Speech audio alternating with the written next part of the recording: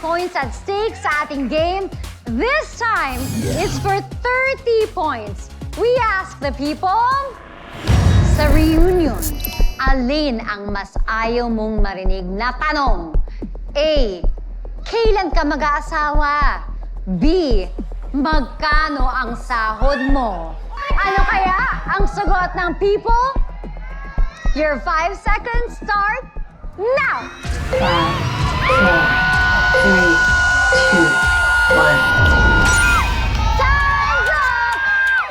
Raver, what's your answer? Sa akin yung magkano ang sahod mo? Kasi paano pag nag-reunion kayo, sakto pala na lahat sila successful na, tapos ikaw, hindi naman hika-host, pero kumbaga medyo pa-start ka pa lang ng ng sarili mo negosyo, ng karera mo, kung ano man. So, sana walang, kumbaga, iwas ka sa mga ganun tanong. Oo, pera kasi. Kylie yan. And your answer is? Kailan ka mag-aasawa? Ayun. Okay. Yun. Sa akin kasi, hindi pa naman ako nakakarinig ever na nagtanong sa reunion ng ganun. Kaya siguro, dun ako sa mas familiar ako. And ang dami ko rin nakikita na babae sa people natin, sa studio audience. Tama. So, feeling ko mas nakaka-relate sila dun sa, kaya ka mag-aasawa. Sean, kamusta naman ang temperature ng mga people dyan? Celebrity Janina, what's your take? Para sa akin, ang A talaga, di ba? Kasi ang tawag dyan ay weaponized curiosity. Parang nagtanong ka, pero tinabaan mo ako. di ba? Parang nakaka-trigger talaga yung tanong na yan, di ba? Especially nga, parang yung mga tanong, yung mga sagot nila kay Lynn, di ba? Na parang, bakit ba? Kung choice ko yun, di ba? Tapos, reunion nga, di ba? It's all about the past. Let's look back at our good memories, di ba? Ang ating mga moments together. Bakit ba kailangan na yun ang tanungin, di ba? Tsaka ang dami na natin sa reunion, gusto pa nating dagdagan, no? Oo, di ba? Napapagastos na nga tayo. Tsaka kanya-kanyang timeline yan, di ba? Minsan kasi ginagamit yan na pang-judge sa'yo, di ba? Tapos, mararamdaman mo talaga yan. Ayun, so, yun, para sa akin, A. A. Ang sabi ng Team Juliver, B. Magkano ang sahod mo? While Team Kylex said, A. Kailan ka mag-aasawa? Nahulaan kaya nila ang sagot ng majority. And the people, they have spoken. At ang sagot ng people ay...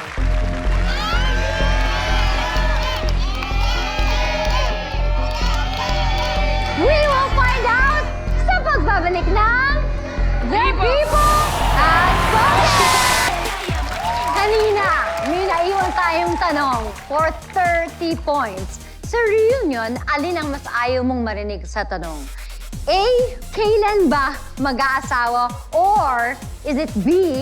Magkano ang sahod?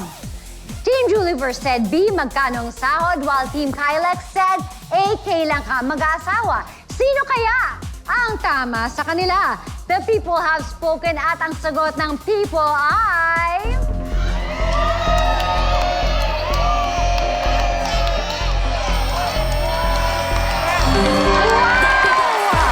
Letter B! Magkano ang sahod? Wow! Nakabawi na ang Team Juliver. Congratulations naman! 30 points each for Team Juliver and Team Kylex, 30 din. Good job, guys. And this is our last question for round 1. Julie and Lexi, kapag isama kayo sa tanong na to, you will get 40 points. Wow. We ask the people, sa nasusunog na museum, alin ang ililigtas mo? A. 100 million pesos na painting! B. Naligaw na pusa. My God, teams! Konsensya na to! Ano kaya ang sagot ng people? Your 5 seconds start now! 5, 4, 3, 2, 1. Time's up! Julie, sa tingin mo, Siyempre yung naligaw na pusa. Ma! oo. Hindi kakayanin ang konsensya ko kasi pet lover ako eh. Okay.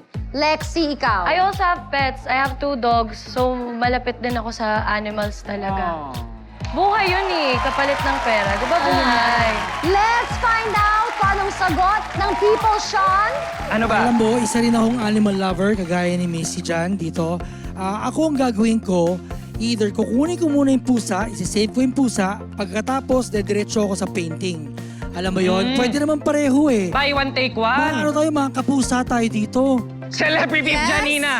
Ano POV mo dyan? Okay, syempre, meron din akong pusa. So, syempre, tayong mga fellow pet lovers, iba talaga ang worth ng isang buhay. Buhay yan eh. So, B talaga. Pero i-explore natin ang A. Feeling ko Tama. naman yung mga sumagot ng A. Alam ko business-minded ka eh. Oo, kasi imagine mo kung kinuha mo muna yung 100M worth na painting, pwede mong i-donate yung proceeds na yun. At marami kang matutulungan na pusa at tao. At dahil si Heart ay isang visual artist at isang animal lover, gusto ko malaman ano bang pipiliin mo, Heart? Ako nga, tatay ko palang nasunog yung buong bahay namin sa Carmona, Cavite. Wala siyang dinala. Pero nabit-bit niya yung 12 na aso namin. Wow! Diba? Mahiya naman ako sa tatay ko. Siyempre, doon ako sa pusa. Hindi ako na as a visual artist, di magpipaint ulit ako, tapos yun yung bibenta ko. But anyway, nahulaan kaya nila ang sagot ng majority. The people have spoken. At ang sagot nila ay...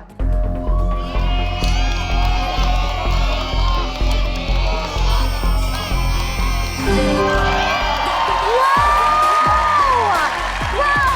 100 million, 44 points lang yon. Tapos yung naligaw na pusa is 56 points. Ang babait ng mga people dito. Ay, pwede tayo po. Bagay tayong lahat. Diba? Nakakatuwa. And tama din ang kanilang sagot. It's a tie. At parehong may 70 points. Great job, everybody. Oh my gosh. Guys, paggabi na ng paggabi at pataas din ng pataas ang points at stake. Paalala lang sa dalawang teams, you are playing for as much as 200,000 pesos. Dahil dyan, let's proceed to round 2. Ito ang ginusto niya for 50 big points. We ask the people, nakatulog sa balikat ng isang babae ang katabi nitong pogi sa bus. Naghihilik pa. Kung ikaw ang babae, ano ang next move mo? A. Gigisingin at pagsasabihan. B. Matutulog din, sweet dreams lang. C. Hahayaan lang tapos pipicturean, pwede rin isend sa friends. Teams, ano kaya ang sagot ng people? Your 5 seconds start now. 5, 4, 3, 2, 1. Time's up! For the plot, for the plot. Team Juliver, what is your answer? Letter A. Gigisingin at pagsasabihan. Kailan ba kayo uling sumakay ng bus? Nung grade school ako, nagko-commute din kami. Okay. Papuntang school. So, syempre, ano ang gagawin mo kapag ka nakatulog? Di ba, Ayun hindi mo na naman nga, kilala syempre, yung tao, di ba? may Syempre, alis ka gigisingin mo yung katabi mo. Team Kylex, ano naman ang sagot niyo? Hala! Tama yung sagot niyo. Ang galing niyo. Ang galing niyo. Kasi mas logical yun eh. Huwag kayong magpakita ng ano. Sorry. Pero ang Ana. sagot po namin, ate, ay C. Yes. Hayaan na yung picturean. Kasi parang ang daming Gen Z sa audience natin ngayon. Oo, So, feeling ko, di ba? Aminin nyo. Kasi hindi lalo na pag pogi, parang, tinan nyo, Umamin na kayo. Tinan nyo, may poging naka-ano, ganon. Oo, ipopost pa yan sa IG. Isa-story pa yan. Ganyan. Sino Yes, kaya agree. siya? Ganon. Sean, Anong pangalan natin? My name is Angela H. Valle and shout out to my parents and everything nice. Charing. Wow! Madalas ka bang may nakakatabing pogi? Sometimes, Sometimes. O kunwari nakatabi mo tong katabi mo ngayon. Oh, kuya? Kuya, nakatulog ka po. So A ang sagot mo. Yes. Bakit? po. Bakit? Syempre po, and of course, di naman po lahat is comfortable sa ganon. May itsura man po wala, mapalalaki, babae, or kahit anong kasarian po, deserve po natin ng respect. And syempre Personal po, space. Yes. Celebrity, what is your POV? Ako, para sa akin, aliw kasi yung C, di ba? Picturean muna, for the memories. Charot lang. For the gram. Oo. Hindi, pero talaga, for me, A. Kasi tama yun, ang ganda nung sinabi, no, na personal space dapat. Yun, para sa akin, kahit pogi pa yan, di ba? So, gisingin mo na lang, tapos kilalanin mo. Charot. Sabi ganun. Pwede, ganun palagi. Ako naman, di ba, kasi alam mo tayo, kulang na tayo sa tulog eh, di ba? Alam mo yun, pag nasa bus tayo, nag-commute tayo nakatulog, eh baka naman gusto mong pahinga. So kung gusto mong pahinga, walang basagan ng trip.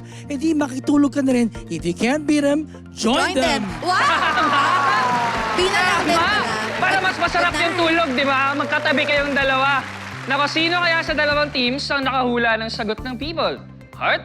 For 50 points, nahulaan kaya nila ang sagot ng majority?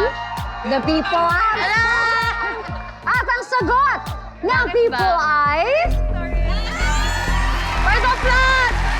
For the flat!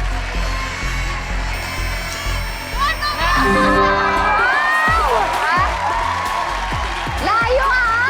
Leading na ang Team Juliver with 120 points habang naghahabol ang Team Kylex na may 70 points.